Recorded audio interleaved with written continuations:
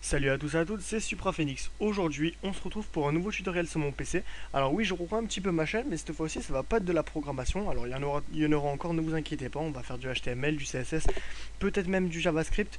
Je sais que ça fait un moment que je vous le promets, mais là, j'avais envie de vous faire un petit tutoriel sur du design. Alors voilà, moi il faut savoir que je suis community manager. Je gère une page Facebook, c'est-à-dire tous les jours.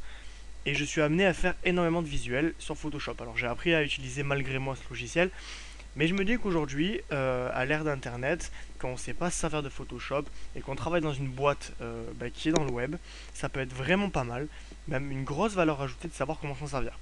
Alors aujourd'hui, je vais donc vous apprendre les fonctionnalités de base de Photoshop. Déjà, première chose, pour créer un nouveau fichier, vous allez dans Fichier, Nouveau. Donc là, on va taper le nom du document, on va l'appeler document, on va pas s'embêter. Je vais être assez rapide parce que j'ai pas envie de vous prendre la tête pour rien. C'est des fonctionnalités de base, c'est pas super important. Donc admettons, vous devez faire un visuel de 800 sur 600.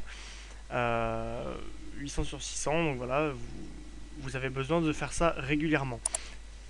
Vous pouvez enregistrer un paramètre une fois que vous aurez choisi tous les critères. Alors la résolution, qu'est-ce que c'est?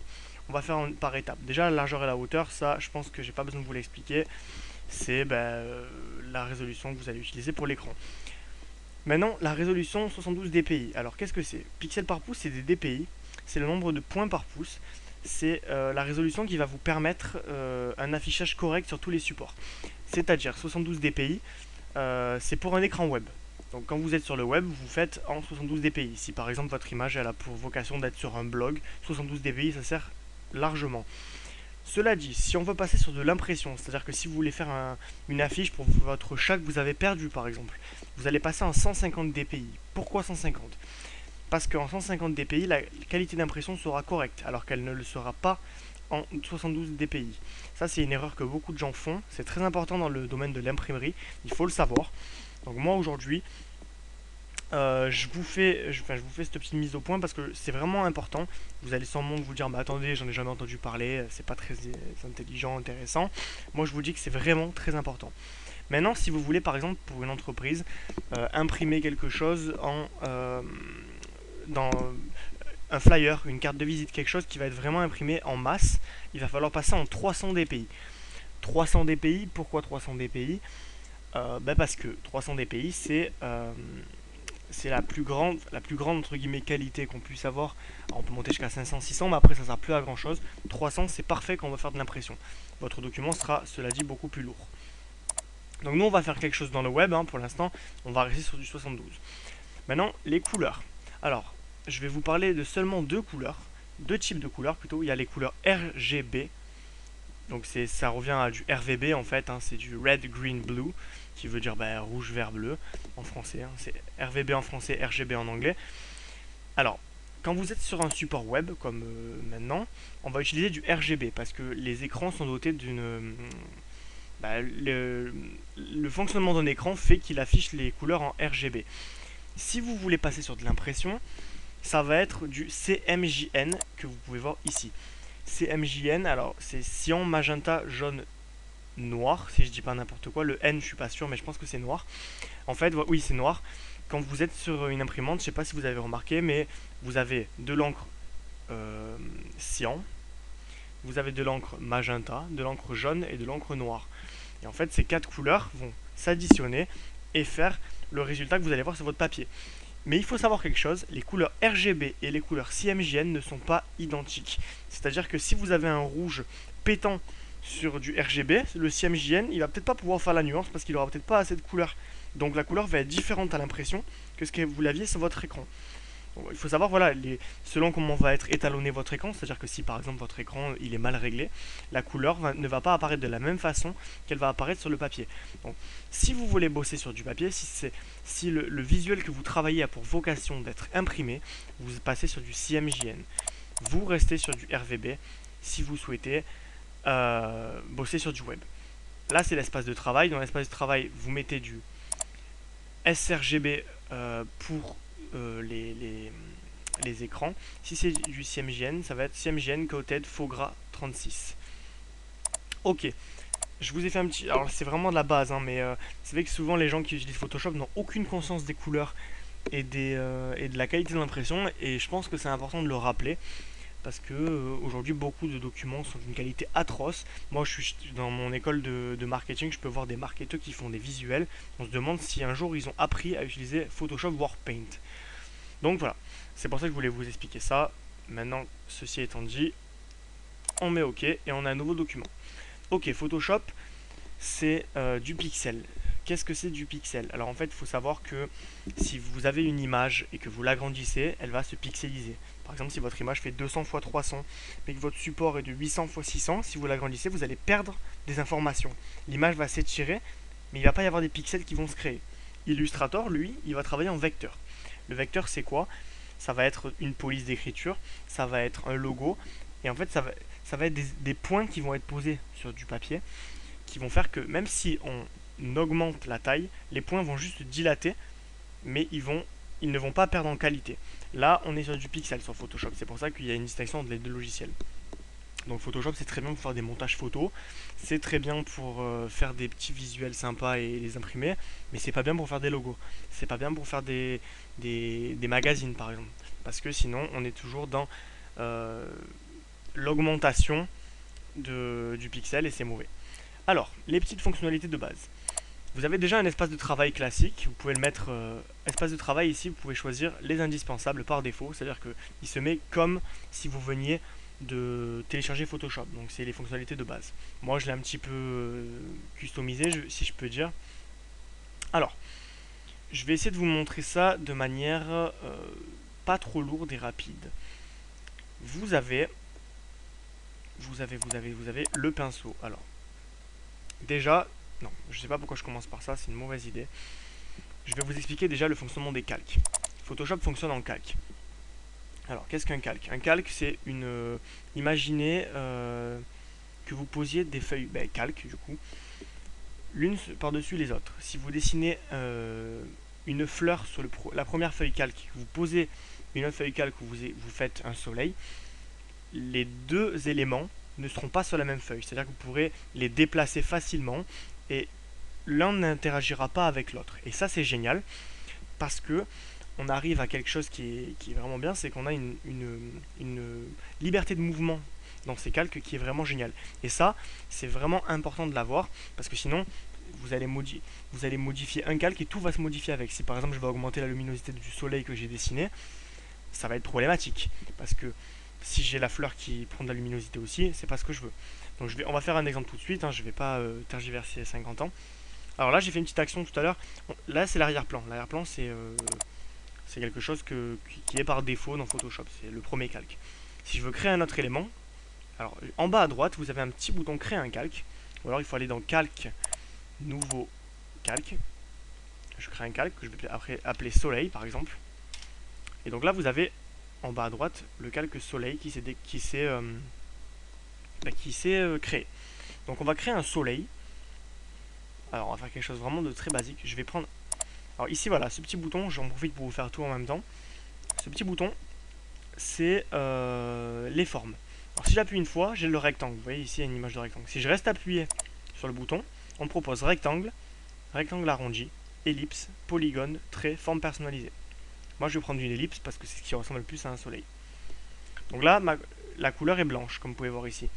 Je vais choisir du jaune parce qu'un soleil c'est jaune, clairement. Voilà, je choisis un jaune. Alors là, voilà, si vous pouvez voir, je suis sur une couleur RVB. Mais s'il y a le petit triangle là, ça veut dire que c'est une couleur non imprimable, vous voyez? Ça veut dire qu'elle n'est pas compatible CMJN. Si je veux la couleur CMJN qui ressemble vraiment beaucoup à la couleur que j'ai choisie, vous cliquez ici. Hop, et cette couleur est imprimable. C'est-à-dire que la couleur que je vais voir à l'écran va être celle qui va être imprimée. C'est pas forcément... Alors, c'est pas le cas si je fais ça, parce que là, c'est imprimable, c'est imprimable, c'est imprimable, c'est imprimable. Voilà, hop, là, je trouvais une couleur non imprimable, ici. Si je veux que c'est imprimable, elle se remet ici. Donc voilà, ça c'est bon à savoir. Donc je fais mon petit soleil, je crée un rond. Là, mon rond, je peux le mettre comme je veux. Je peux le mettre comme ça, je peux le mettre comme ça, je peux le mettre comme ça. Si je veux que mon rond soit parfait, je reste appuyé sur Shift. C'est le bouton au-dessus de CTRL à gauche en bas de votre clavier. Vous restez appuyé, vous cliquez, et le rond, vous voyez, il est totalement bien rond. Donc là, j'ai créé mon soleil. Si je veux déplacer mon soleil, je choisis l'outil en haut à gauche, outil déplacement, et je peux le déplacer. Alors il faut cliquer sur le calque soleil. Moi je peux déplacer mon soleil. Maintenant, admettons, je veux dessiner quelque chose au pinceau. Alors ça va pas vous être très utile, mais c'est toujours bon à savoir. On va créer un nouveau calque, parce que là je vais dessiner quelque chose de nouveau. Je ne vais pas dessiner sur mon soleil, je vais dessiner sur quelque chose de nouveau. Donc je vais mettre des rayons. Voilà, des rayons pour le soleil, au moins on reste un petit peu cohérent dans la logique. Hop, hop, hop, hop, hop, hop, et hop. L'avantage, c'est que si je veux déplacer que mes rayons, donc je vais renommer mon calque rayon, au moins on s'y perd pas, parce que ça c'est une bonne habitude à prendre de nommer ces calques, parce que ensuite vous allez pouvoir faire des dossiers pour pouvoir classer directement vos différentes couches. Les rayons se déplacent seuls, c'est-à-dire sans le soleil. Si je veux déplacer les deux en même temps, je sélectionne avec Shift, rayon et soleil, et je peux déplacer les deux en même temps. Ok, maintenant je vais vous apprendre à... Alors, bon là, je vous montre les rayons, les outils. Là, j'ai une gomme. Si je ne suis pas d'accord avec mon rayon, je sélectionne le calque rayon, je prends la gomme et je gomme un petit peu. Voilà. J'ai aussi l'outil pot de peinture qui permet... Donc, je vais créer un autre calque que je vais appeler fond. Et je vais mettre une couleur de fond verte. On va faire une petite campagne, ça va être joli. Enfin, joli, tout est relatif. Hein. Alors, qu'est-ce qui se passe? J'ai mis le fond. Et le fond cache tous mes autres éléments. Pourquoi? Parce qu'en fait, il faut savoir que dans les calques, il y a une hiérarchie. C'est-à-dire que là, le fond, il est en haut de ma liste de calques, c'est-à-dire qu'il est devant tout le monde. Si je veux le mettre derrière, là, il est derrière les rayons, là, il est derrière le soleil. Là. Donc, on peut voir clairement qu'il y a une hiérarchie. Si je passe le soleil derrière le fond, hop, on voit plus mon soleil. Donc, c'est vraiment important de les classer dans l'ordre d'apparition. Celui qui est en bas, c'est celui qui est le plus loin, et celui qui est en haut, c'est celui qui est le plus près. Donc voilà mon petit soleil avec le fond. Qu'est-ce que je peux vous montrer d'autre? Il y a l'outil crayon, donc qui fait à peu près la même chose que... Alors là c'est en vert, donc on ne le verra pas. Il faut que je change la couleur. Voilà, l'outil crayon c'est un peu pareil, sauf que ça fait un léger liseré. Je reviens sur mon outil pinceau. L'outil pinceau... on peut choisir des paramètres. On peut augmenter l'épaisseur du pinceau. Donc je reviens sur mon calque rayon. Alors là, vous voyez, je peux faire un halo lumineux si je veux, parce que je choisis du vert clair.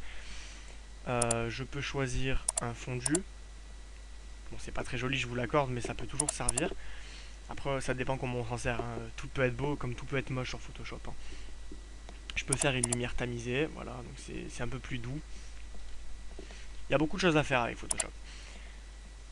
Mon document ne me plaît plus. J'ai envie de modifier la taille. Je le recadre. Je clique sur l'outil recadrage ici. Et je peux réduire la taille du document.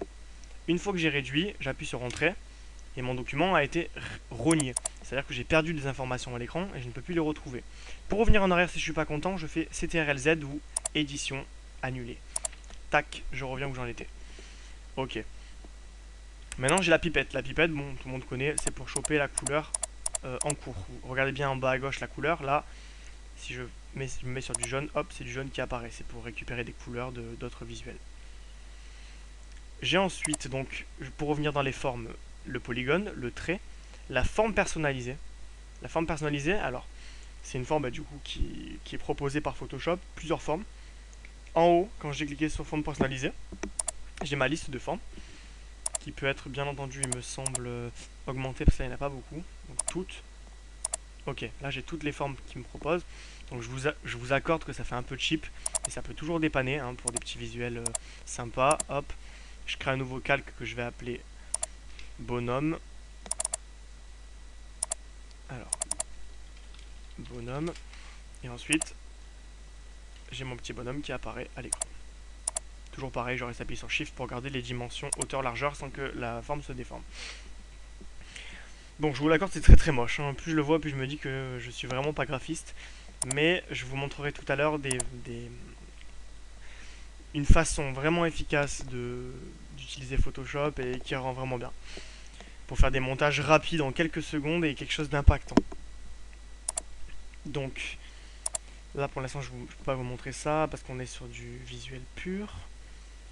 Correcteur localisé, tampon je vous montrerai plus tard, goutte d'eau aussi, plume. Alors du texte, l'outil texte qui est d'ailleurs très complet sur Photoshop. J'ai cliqué sur texte, j'ai tracé une case. Donc si j'ai envie d'écrire 100 cases, je fais un clic. Si maintenant j'ai envie de faire un texte vraiment défini dans le visuel, c'est-à-dire que si je veux voilà, qu'il fasse que ça comme taille, je trace un carré. Donc je vais écrire bonjour, je suis Supra Phoenix. Maintenant, si je veux modifier mon texte, alors là j'ai créé plusieurs calques parce que j'en ai ouvert plusieurs de textes, hop, je supprime. Mon texte est là, bonjour je suis Supra Phoenix, je peux le déplacer avec la souris. La case est toujours de la même taille. Si je veux le modifier en profondeur, je vais sur fenêtre, caractère. Et là une série d'options s'offre à moi. Donc ici, c'est l'interlignage, c'est-à-dire que ça va être la distance qu'il y a entre deux lignes. Ici, vous voyez que le texte se chevauche, ça veut dire que l'interlignage est vraiment très court. Je mets automatique, au moins la police s'adapte toute seule. Ici, je suis en mode capital, c'est-à-dire que tout mon texte est en capital automatiquement. Ici, je suis en italique. Ici, je suis en capital aussi, du faux gras, pardon. Ici, je suis en petite capitale. Les lettres sont petites, mais assez visuelles, hein, mine de rien. Ici, je peux mettre mon texte en indice, si je veux faire par exemple 10 au carré. Ici, c'est un... comment on appelle ça déjà? Un indice, voilà. Là, c'est pour souligner le texte. Et ici, c'est pour le barrer. C'est des options de base. Hein. Ici, ça va être la distance entre deux lettres. Donc si mon texte ne rentre pas et je veux qu'il soit plus condensé, je vais mettre à moins 100. Si je veux qu'il soit vachement plus large, je vais mettre 100. Pour moi, mes lettres 100. Donc tout ça, c'est voilà, des choses que les journalistes utilisent. Alors ils utilisent InDesign plutôt. Mais autant dire que c'est un outil qui peut être très pratique pour être vraiment précis dans le texte et avoir quelque chose de vraiment cool. Ici, c'est le texte. Donc soit je choisis... Alors remarquez que j'ai ma petite fenêtre qui s'ouvre pour la couleur, mais je peux choisir n'importe quelle couleur sur le logiciel. C'est-à-dire que si je veux récupérer le vert du fond, j'ai juste à cliquer sur le vert du fond et hop, la couleur change. Alors en fait, je peux vraiment cliquer partout sur le logiciel et récupérer une couleur. C'est très pratique. La pipette, elle est automatiquement activée. Ok.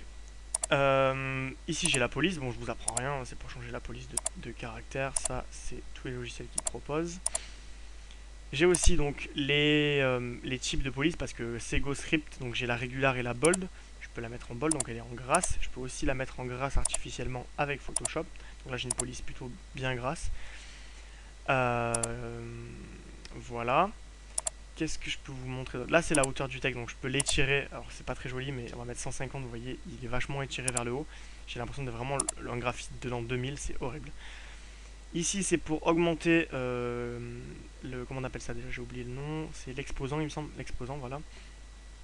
Là, on n'a pas d'exposant, donc a priori, ça sert à rien. Et là, c'est la finition de la police, donc elle peut être précise, elle peut être forte, elle peut être nette ou elle peut être légère. Donc, vraiment, c'est pour vraiment peaufiner le texte en profondeur. Là, je suis sur l'outil caractère. Maintenant, j'ai l'outil paragraphe. L'outil paragraphe, ça va être lorsque j'ai plusieurs lignes et j'aime Photoshop. Voilà, donc là j'ai une case. Si je veux que mon texte soit centré, c'est ici. Si je veux qu'il soit à droite, c'est ici. Si je veux qu'il soit justifié avec la dernière ligne alignée à gauche, tac. Pareil pour la droite, pareil pour le centre. Là, c'est tout justifié. C'est-à-dire que tout l'espace de mon bloc est compris. Ici, c'est des marges. Voilà, donc si je mets 5 pixels de marge, alors on va dire 15, hop, j'ai une marge de 15, comme vous pouvez le constater. Le césure, c'est le petit tiret qui coupe le texte. Voilà. Et c'est bon pour ça. Maintenant, on va passer à l'étape numéro 2. Alors, je vais supprimer tous les éléments de mon document pour revenir à quelque chose de plus sobre. Maintenant, je vais vous montrer ce qu'on peut faire avec une image. Là, ça va vraiment devenir intéressant. Je vais choper une image au hasard sur Internet. Et on va la modifier ensemble. Pour vous montrer un petit peu tout ce qu'on peut faire avec tout simplement une image sur Internet. Donc on va choisir une image grande, au moins elle sera de bonne qualité. A priori, on va tomber sur des wallpapers, j'imagine. Ok, celle-ci me plaît plutôt bien, elle est jolie. Hop, on la prend, on l'enregistre sur le bureau et on va l'importer. Pour importer une image, fichier, importer, et je clique dessus. Autre solution, je peux également la faire glisser sur le logiciel si vous préférez cette méthode. Donc là voilà, elle est importée d'une taille, je sais qu'elle est plus grande que mon document. Mon document il fait je crois 800 x 600, quelque chose comme ça, et l'image elle fait au moins 2000 x 1800 et quelques, enfin à peu près quoi.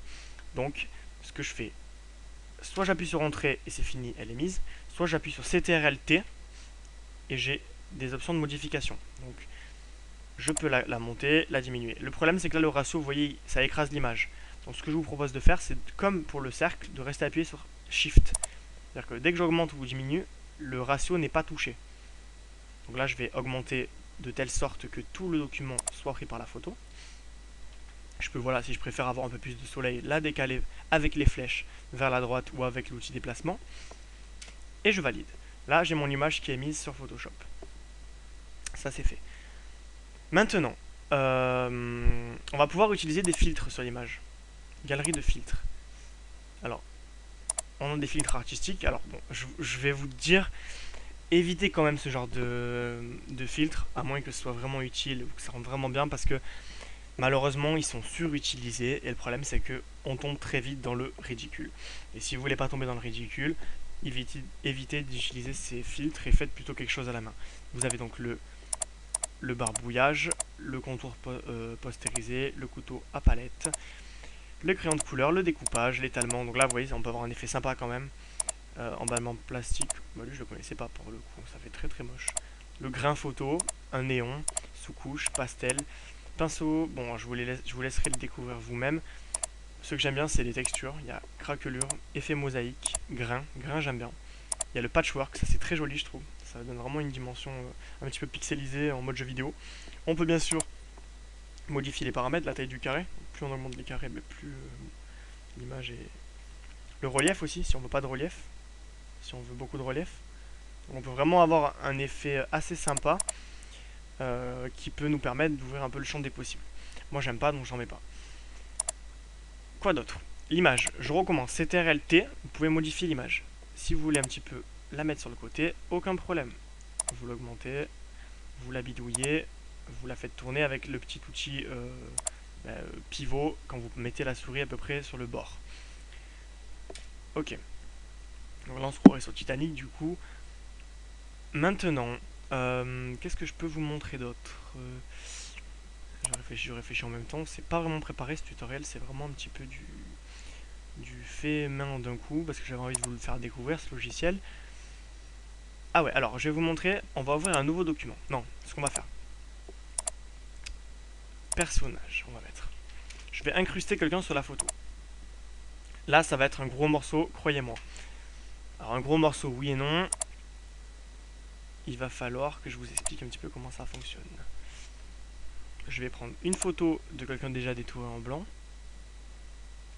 Et ce petit personnage dont je ne connais pas le nom, mais qui ira très bien.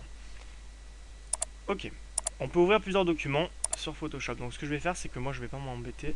Je vais directement... Alors voilà, cette personne est déjà découpée. Enfin, ce personnage est déjà découpé. On peut voir en fait que le fond transparent est matérialisé par des carrés gris et blancs. Ça montre qu'en fait ce personnage, eh bien, il est déjà découpé et on peut directement l'incruster sur des photos. Donc qu'est-ce qu'on va faire? On va fermer celui-là, ça sert à rien de le laisser ouvert.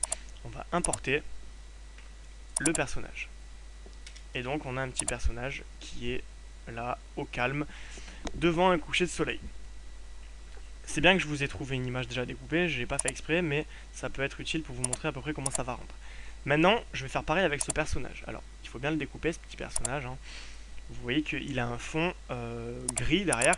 On ne veut pas le fond, nous on veut directement le personnage. Le problème, c'est que l'image est en arrière-plan. On ne peut pas la modifier. Impossible d'utiliser l'outil déplacement car le calque est verrouillé, c'est l'arrière-plan. Ce qu'on va faire, c'est qu'on va double-cliquer sur arrière-plan et on va transformer l'arrière-plan en calque. C'est-à-dire qu'on va pouvoir enfin faire des modifications dessus. Alors, plusieurs solutions pour découper une image. Soit je récupère un carré, je copie, donc je fais CTRL-C hein, ou édition copier. et je colle. Le problème c'est que, comme vous pouvez le constater, mon image elle est découpée vraiment à la pisse et ça fait moche, ça fait pas intégré. Donc moi ce que je veux faire, c'est avoir juste le personnage bien découpé proprement. J'ai le lasso, donc le lasso, qu'est-ce que c'est?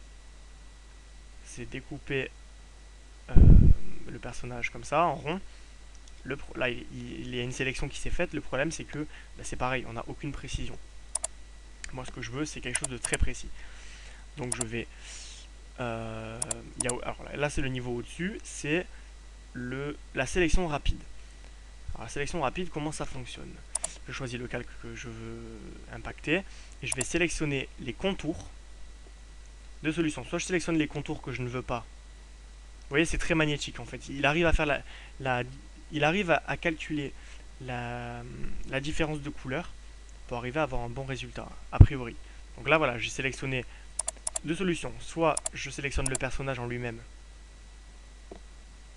hop, comme ça, et je le copie, colle sur l'autre document. Donc là, bon, ça va dépendre de la qualité de votre projet. Hein. Si vous voulez quelque chose de... pour un visuel, pour un blog, par exemple, ça suffit largement. Voilà, il est découpé.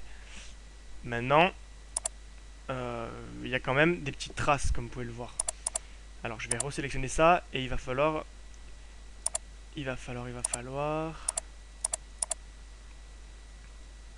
Voilà, donc soit ça, c'est la première solution, soit je sélectionne le fond carrément directement, hein, c'est plus simple, et je supprime le fond.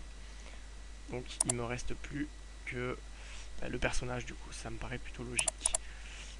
Et une fois à ce niveau-là, je le sélectionne et je le colle. On a à peu près le même résultat, hein, je vous le cache pas, mais voilà. Non, c'est peut-être un peu mieux, j'ai l'impression. Voilà. Mais le problème, c'est que cette saleté rouge, elle a toujours les contours qui sont visibles. Alors, soit je suis un malade mental, je zoome, je prends la gomme et je fais ça à la mano, tac tac tac tac. Donc voilà. Alors, il faudrait vraiment avoir une gomme plus petite. Là, elle est énorme, ma gomme. Ouais, vous voyez, j'ai fait un trou énorme dans le document. Soit je fais ça et quand je recule, vous voyez, ça fait à peu près net. Ce qui est une solution, parce que là, bon, vous voyez, il n'y a pas énormément d'endroits. Il y a quoi? Il y a juste ici et ici à reprendre, mais pas grand chose. Soit je suis un maniaque, et dans ce cas-là, je le fais à la plume. Alors, comment ça marche la plume? La plume, c'est un bel outil. Alors, ça peut faire peur aux plus débutants d'entre vous, mais je vous garantis que vous allez vous en servir de la plume. Je vais zoomer. En fait, je vais vous expliquer. Ça s'appelle un masque de fusion. Je vais créer un masque de fusion. Un masque de fusion, ça va être une sélection. Seulement ma sélection va rester sur l'écran. Et ensuite, je pourrai amplement l'utiliser ensuite. Donc, je vais choisir la petite plume ici. Et je vais donc mettre un tracé. Et je vais commencer à tracer mes points. Alors là, ça va être vraiment plus compliqué. Il va falloir anticiper les courbes et avoir quelque chose de plus ou moins fiable. Il va falloir suivre les courbes du dessin que vous voulez découper. Donc là, c'est vraiment une question d'habitude. Sachez que j'y ai passé des heures. Alors, en fait, je vous explique. Quand vous tracez une courbe comme ça, la courbe précédente va influer la suivante. C'est-à-dire que si je veux faire ça, je vais être influencé par l'ancienne. Si je veux pas que ce soit le cas, j'appuie sur Alt. Je récupère le petit point là et je le ramène sur le point du milieu. Et là, mon trait suivant n'aura aucune influence par rapport, n'aura aucun héritage de l'ancien trait. Ouais. Alors c'est une technique un petit peu de tricheur, mais je vous garantis que ça fait gagner beaucoup de temps. Tac, donc il faut vraiment avoir l'habitude. Hein. J'ai vraiment passé des heures à découper. C'est pas forcément ce qui vous sera le plus utile si vous voulez faire des visuels classiques. Hein. Ça c'est vraiment si on veut faire du découpage, genre un mannequin H&M pour le catalogue. Hein. Vraiment, voilà, il y a des gens qui font ça toute la journée. Moi, c'est pas mon cas. Bon, je vais pas tout vous découper parce que sinon on s'en sortira jamais. Je vais juste découper la partie supérieure pour vous montrer comment ça fonctionne. Bon, ok, je l'ai à peu près bien découpé. Hein. J'ai un petit peu dépassé, j'en ai conscience. Une fois que j'ai fait ça, je vérifie donc que mon calque est bien déverrouillé parce que si c'est un arrière-plan, ça fonctionnera pas. Et je clique sur le petit bouton là en bas, ajouter un masque de fusion. Une fois, puis deux fois. Et vous voyez qu'il me reste plus que cette partie qui est du coup plutôt bien découpée a priori. Une fois que ceci est fait, je fais un clic droit sur mon calque, je fais dupliquer le calque et je le mets sur mon document, le premier document où je veux le mettre dessus. Et donc, il apparaît sur le document. Hop. Alors, j'ai fait un peu n'importe quoi là. Voilà. et je peux le déplacer. Qu'est-ce qu'on remarque? Bon là voilà, je l'ai vraiment mal découpé, hein, je vous l'accorde, hein, il faut zoomer en général pour le faire. Mais vous voyez que mon découpage est quand même plus net sur les côtés et que ça peut servir. Bon, voilà, ceci étant dit, alors l'outil sélection rapide que je vous ai montré tout à l'heure est plutôt pas mal, mais ça montre très vite ses limites quand les fonds ne sont pas uniformes. Là c'est du gris et du blanc, donc a priori on voit bien la différence avec le rouge. Mais je vous garantis pas que si vous devez découper ce mec, vous allez arriver facilement. À mon avis, ce sera même beaucoup plus compliqué. Parce qu'il faudra découper là, il faudra découper là, il faudra découper tout autour. Et puis, vous voyez, son t-shirt, il est presque similaire au blanc. Donc, ça sera pas simple. Voilà, ça c'est fait. Maintenant, je vais vous montrer qu'on peut faire des effets sur les calques en général. Donc, que ce soit du texte, que ce soit une forme, que ce soit une image. Là, vous allez faire un clic droit sur le calque que vous voulez modifier et option de fusion. Une petite fenêtre s'affiche. Et vous avez donc plusieurs effets. Biseautage et estompage. Voilà, vous voyez, ça fait un petit relief. On peut mettre juste un contour ou juste une texture. On peut mettre une texture sur quelqu'un. Donc vous avez un choix de texture très limité sur Photoshop, mais il faut savoir qu'on peut en télécharger. Ça, je vous laisse regarder par vous-même. Moi, je déteste cet effet, je le trouve atroce. Il y a le contour aussi. Si vous voulez juste entourer, hop. Donc le contour, on peut choisir l'épaisseur du contour, hein, bien sûr, la couleur. On peut aussi choisir une ombre interne, donc le personnage a une ombre interne, vous voyez, ça donne un petit effet de relief sympa. Il y a une lueur interne aussi, donc il y a une lumière qui est en lui. Du satin, une incrustation couleur, ça peut être sympa aussi. Une incrustation en dégradé, une incrustation de motif, une lueur externe, donc voilà, le monsieur est très, on va mettre une lumière blanche.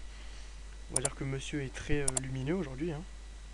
Et vous voyez, il a un petit effet aura. Hop, je supprime la lueur et je peux faire donc celui que vous allez utiliser le plus souvent, ça va être l'ombre portée. L'ombre portée, vous pouvez choisir la taille de l'ombre. Hop, vous pouvez aussi choisir la distance de l'ombre. Vous pouvez choisir l'inclinaison de l'ongle, par exemple si le soleil arrive par là, hop, on va faire plutôt un truc comme ça, là ça va plutôt être dans l'autre sens du coup. Voilà. On peut faire du coup, on va faire un petit groupir de tout ce que je vous ai appris, hein.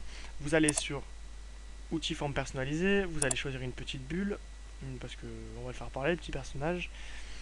Où est-ce qu'il y a une bulle? Voilà, ici il y a une bulle, tac. Donc une bulle qu'on va mettre blanche bien entendu, une bulle. Alors pour changer la couleur, par exemple là voilà, vous êtes bloqué. Vous allez dans fond en haut, et vous allez sur blanc. Problème, le côté de la bulle n'est pas du... Enfin le côté pour parler n'est pas du bon côté. Je vais dans édition, transformation du tracé, et je vais mettre symétrie axe horizontal, c'est-à-dire que l'image va pivoter horizontalement. Hop. Je peux la déformer aussi. Transformation du tracé, déformation, et je peux voilà à ma guise la modifier. Là c'est une bulle un petit peu bourrée. Je vais écrire dedans bonjour. Bon là on est dans l'absurdité totale, hein. Voilà, on va écrire en bleu parce que le bleu c'est beau. Hop. Et monsieur dit bonjour. Voilà, monsieur est poli. Qu'est-ce que je peux vous montrer d'autre? Vous avez des petits effets comme ça de style qui peuvent, qui ressemblent beaucoup à du word art, hein. C'est vraiment très moche, je vous déconseille de l'utiliser encore une fois, mais bon, ça peut toujours dépanner en cas de visuel rapide ou si l'effet vous convient tout simplement, hein. Vous avez aussi, donc les filtres vous les avez vus, là vous avez déjà fait un bon tour du logiciel. Il faut savoir que c'est pas bien compliqué en fait, hein. Une fois qu'on est habitué on peut faire des visuels rapidement. Bon maintenant, je vais vous montrer comment je travaille moi en entreprise. Voilà, on est sur une bonne image, je vais vous montrer. Alors là, admettons, j'ai fait un article sur le blog qui consiste à un article sur le gel hydroalcoolique. Pourquoi se laver les mains avant de manger avec du gel hydroalcoolique? Je mets ma petite image. Mon image, je l'ai étirée donc j'ai perdu un peu de qualité, d'où l'intérêt d'en prendre une grande de base. Voilà comment je vais faire un petit visuel, hein. Je vais choisir une forme personnalisée, je vais me choisir un truc plutôt joli. C'est de la compo, après voilà, je garantis pas que c'est quelque chose de très beau ce que je vais faire, hein, loin de là. Mais ça peut toujours être rapide. De toute façon, en entreprise, il faut aller vite, il faut être efficace. Donc je vais choisir j'ai une couleur bleue, c'est pas très beau, ça va pas du tout avec mon visuel. Qu'est-ce que je fais? Je me base sur des couleurs que j'ai sur l'écran. Donc là, par exemple, du beige. Alors, je peux choisir la peau noire du monsieur. Bah voilà, là c'est noir assez, marron assez clair. Vous voyez, ça va plutôt bien. Il y a une harmonie qui se dégage tout de suite. Je vais prendre du texte. 5 bonnes raisons de se laver les mains avant de manger. Bon, le texte ne compte pas. Hein, je prends une police que je trouve plutôt sympa. Donc Advent, j'aime bien. Bon, alors là, c'est pas très adapté, je trouve. Alors, vous pouvez télécharger des polices sur plusieurs sites, il faut le savoir. Oula, elle n'est pas très lisible. Je vais essayer de vous faire quelque chose de joli, impactant, pour vous montrer un petit peu le pouvoir de Photoshop. Donc là, pour le texte de mon... Je vais prendre du gris, le gris du monsieur, encore une fois, son t-shirt. Et vous allez voir qu'on peut faire quelque chose de plutôt joli rapidement. Alors là, vous voyez, mon texte il dépasse. Je vais double-cliquer sur le T là dans les calques, et du coup je peux modifier mon carré. Donc je vais... Qu'est-ce que je vais faire? Je vais diminuer la zone de texte possible. Donc je vais faire quelque chose d'assez joli. Je vais voilà, faire quelque chose de plutôt visuel. Je vais mettre du 30. Bon, voilà, soit ça. Maintenant, je peux faire aussi bonne raison de se laver les mains avant de manger. Et mettre le 5 en beaucoup plus gros. Ce qui pourrait être vachement plus joli, on est d'accord. Donc là, je vais mettre en 25. Bon, après, je chipote. Hein, là, c'est vraiment pour vous montrer comment faire quelque chose de à peu près plausible. Je n'ai pas vocation de dire que ce que je suis en train de faire est très joli. Hein, pour être honnête avec vous, j'ai déjà fait beaucoup mieux. Tac. 5 bonnes raisons de se laver les mains avant de manger. Hop, maintenant, je vais mettre gel hydroalcoolique. Parce que le fait qu'il est dans les mains du gel hydroalcoolique ne me convient pas. Ça suffit pas pour moi. Donc je vais prendre, je vais pas m'embêter, vous voyez, il y a plein d'images déjà découpées. Hein. Je vais prendre du gel hydroalcoolique déjà découpé. Alors pourquoi j'arrive à accéder à rien, je ne sais pas. Voilà, donc je l'ai. Tac. Donc je vais ouvrir cette image. Je vais pas m'embêter, j'enlève l'arrière-plan. Je double-clique dessus, rappelez-vous. Je prends ça. Hop là. Alors vous voyez ici, ça m'a sélectionné le truc au milieu parce que ben, ça n'a pas compris. Non, ça a sélectionné la partie blanche du gel hydroalcoolique parce que ça n'a pas compris que ça ne devait pas être pris en compte. Vous voyez là c'est le bordel. On rentre dans quelque chose de chiant. Tout simplement parce que voilà, il y a tout qui est sélectionné, c'est n'importe quoi. Si je supprime, il reste même pas la moitié du gel hydroalcoolique. Là, c'est le bon exemple pour vous montrer pourquoi il faut découper à la plume. Donc je vais faire ça tout de suite devant vous. Je vais faire ça rapidement, ne vous en faites pas. Hop. Alors je vais faire vraiment ça rapidement, hein. Je vais pas vous embêter.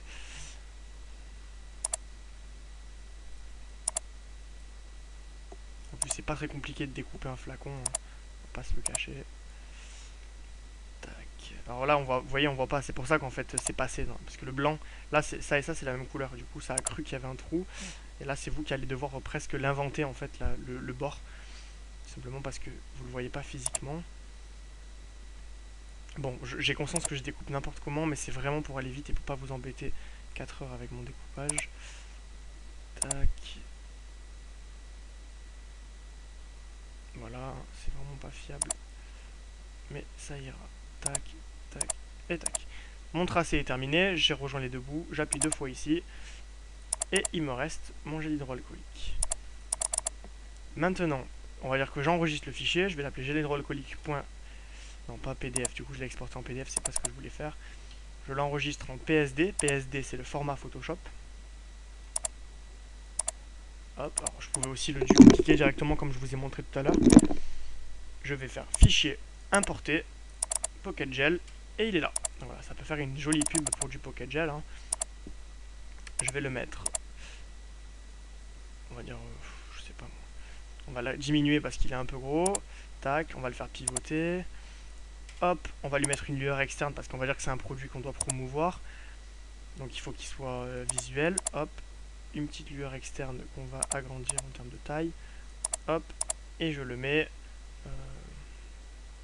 ici, enfin la promotion. Voilà.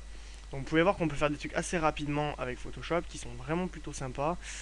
On arrive à avoir quelque chose de cool. Maintenant, je vais vous montrer comment supprimer un objet sur Photoshop. Voilà, je suis sur... Voilà, ici il y a un petit pot avec deux pinceaux dedans. Je sais pas ce que c'est, moi je veux pas de pinceau ici, c'est hors de question. Pourquoi? Parce que je suis un chieur. Hein. Et je vais utiliser l'outil tampon de duplication. Comment ça marche l'outil tampon de duplication? Déjà je me mets sur le bon calque. Et j'appuie sur le bouton Alt. Vous voyez que mon symbole change. Je choisis une couleur que je vais dupliquer quelque part. Et en fait... Ok, vous mettez oui. Et donc en fait, vous voyez que j'ai récupéré la couleur du fond. Et en fait je vais passer en cliquant plusieurs fois dessus, sur mon pinceau. Et en fait ça utilise la couleur de fond comme base pour effacer un objet. Voilà, je le fais encore une fois très rapidement. Hein. Je vais effacer aussi ce pinceau là. Donc je prends une couleur à côté. Tac. Je peux vraiment effacer des choses. Alors il faut faire gaffe parce que c'est un petit peu des fois... Ça peut vite se voir si on le fait mal. Là je vais effacer l'ombre. Tac tac tac tac tac tac. Là je vais prendre ça. Vous voyez, j'harmonise un peu tout. Alors là ça fait moche, hein. Je vous l'avoue. C'est un peu n'importe comment. L'idée c'est de prendre le tampon de duplication. Et quand je dézoome, vous voyez que...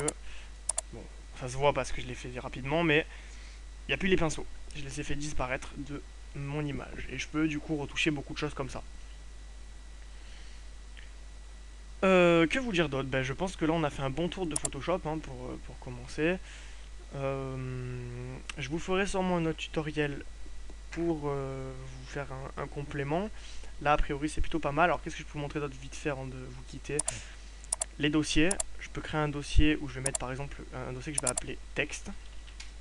Et je vais faire glisser 5 et bonnes raisons dans le dossier texte.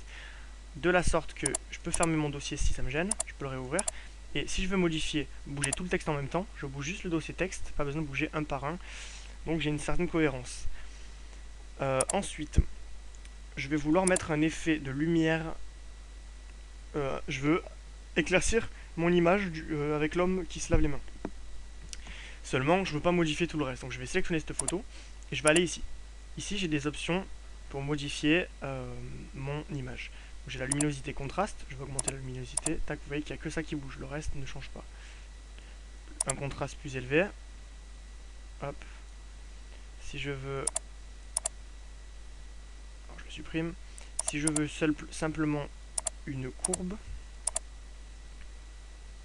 Alors admettons, j'oublie de sélectionner cette image et je mets une courbe. Une courbe c'est pour augmenter, c'est là, c'est pour augmenter la luminosité selon un graphique des couleurs. Si je suis ici, ça va être plus vif. Là c'est saturé, vous voyez. Voilà, je vais faire ça, mais là il y a tout qui s'éclaire, regardez, tout s'éclaire en même temps. Maintenant je veux que cette image ne soit affectée que à la photographie. Tac, j'appuie sur Alt et j'ai un petit symbole qui s'affiche quand je suis entre les deux. Je clique et hop, vous voyez que là il y a une petite flèche, c'est-à-dire que c'est seulement la courbe n'est seulement rattachée à cette image et pas à tout le reste. Si je veux le délinker, tac, mais là il y a tout qui bouge du coup. Tout s'éclaire et se... Voilà. Ok. Maintenant, quoi d'autre? Il y a une fonction noir et blanc qui est plutôt sympa.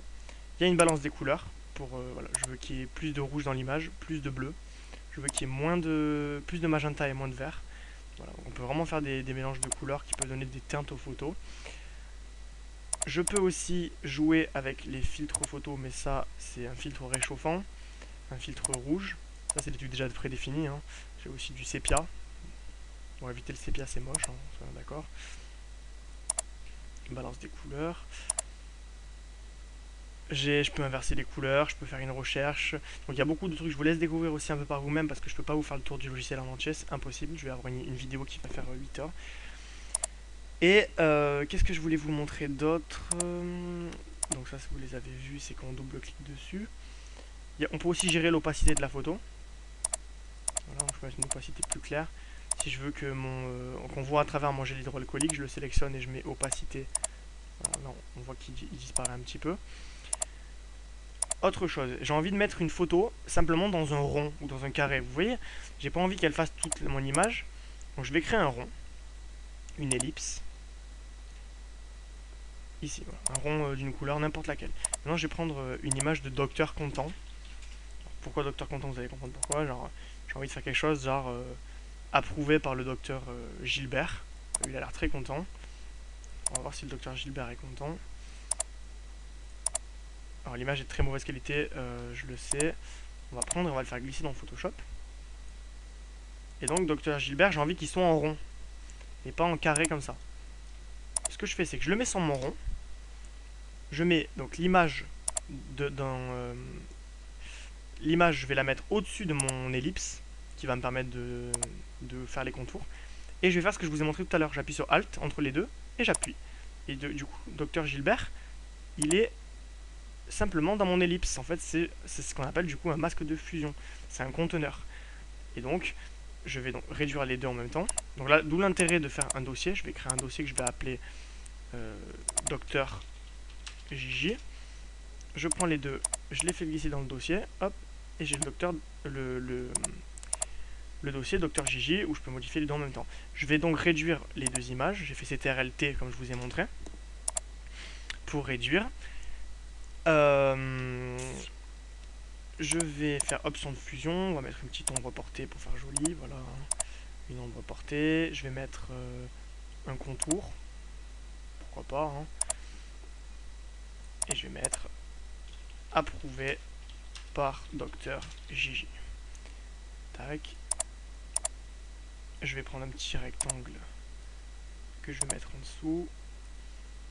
Je vais le mettre de la couleur du contour. Alors il faut cliquer, du coup il faut aller dans le fond plutôt. Je vais mettre comme ça. Je vais la faire passer derrière. Alors dans le dossier Dr JJ, mais derrière. Alors attendez, je me suis perdu là.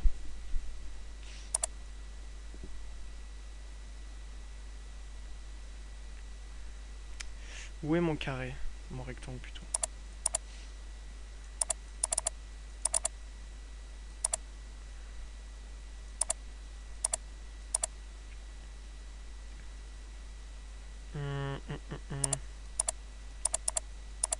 Ok, voilà, il était fermé le dossier, je fais n'importe quoi. Ok, donc le rectangle, je le fais passer derrière mon ellipse et ma photo. Parce que si je le mets devant, qu'est-ce qu'il fait? Ça cache. Donc je le mets derrière. Et le approuvé par le Dr JJ, forcément, je vais le mettre au-dessus du rectangle pour qu'on le voit. Alors vous voyez que là, j'ai mis les effets sur le dossier. C'est-à-dire que tout ce qu'il y a dans le dossier prennent les effets contour et ombre portée. Je peux juste le mettre aussi sur un élément, mais là c'est sur le dossier. Donc voilà, approuvé par le Dr JJ. Et donc là, je me retrouve avec une pub bon, assez cheap, je le conçois parce que j'ai pas pris le temps de faire quelque chose de graphique, mais on a quelque chose qui a un petit peu de la gueule quand même. C'est-à-dire que je suis arrivé à faire quelque chose d'assez sympa avec Photoshop en quelques minutes seulement. Et plus vous allez pratiquer, plus vous allez arriver à faire des choses jolies. Voilà, c'est tout pour ce tutoriel, je pense que j'ai fait le tour. J'espère que il vous aura plu, que vous aurez appris des choses aujourd'hui en ma compagnie. Et je vous retrouve plus tard pour un nouveau tutoriel sur Photoshop, le JS, HTML, etc. etc. N'hésitez pas à faire tourner, à vous abonner à ma chaîne, je vais en faire d'autres. Allez, bonne continuation à tous.